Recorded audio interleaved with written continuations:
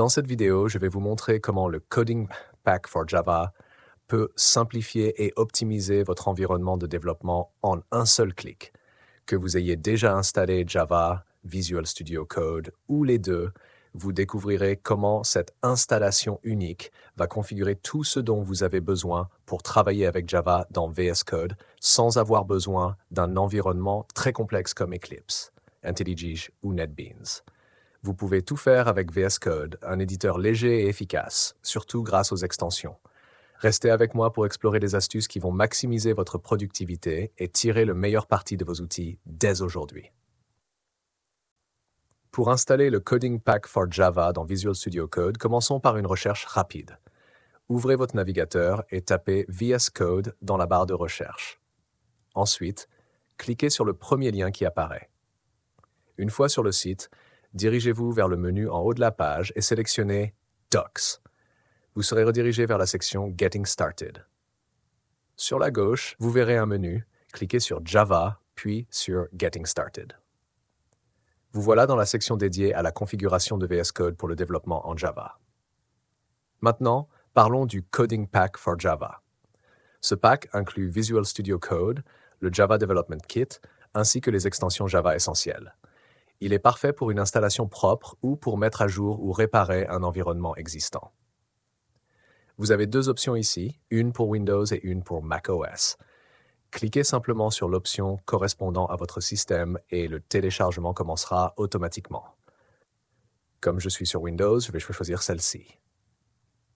Ce pack installe tout ce dont vous avez besoin, y compris le JDK et les extensions pour travailler efficacement avec Java dans VS Code. Si vous avez déjà VS Code et le JDK, vous pouvez aussi installer le Java Extension Pack pour accéder à un ensemble d'outils indispensables, comme Language Support for Java by Red Hat, pour un support complet du langage Java, Debugger for Java pour faciliter le débogage de votre code, Test Runner for Java pour exécuter et vérifier vos tests, Maven for Java pour gérer vos dépendances, Project Manager for Java pour organiser vos projets et Visual Studio IntelliCode pour bénéficier de suggestions basées sur l'IA. Ces extensions sont aussi incluses dans le Coding Pack, ce qui simplifie encore plus l'installation. Une fois le téléchargement terminé, vous pouvez passer à l'installation et cela dépendra de votre connexion Internet.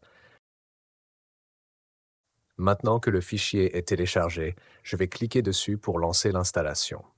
La première étape consiste à accepter les conditions d'utilisation en cochant la case dédiée. Ensuite, cliquez simplement sur Next ou Suivant pour continuer. À ce stade, vous verrez un résumé de votre configuration. Ici, par exemple, pour le Java Development Kit 23, il est marqué OK, ce qui signifie que mon système a détecté que le JDK 23 est déjà installé.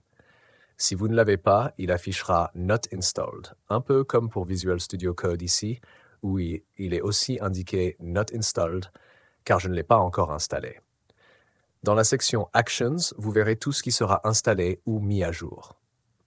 Ici, Visual Studio Code va être téléchargé et installé, tout comme les extensions Java. Si vous avez déjà Visual Studio Code et le JDK, les actions se limiteront uniquement à l'installation des extensions Java. Maintenant, je vais cliquer sur « Installer » pour lancer le processus.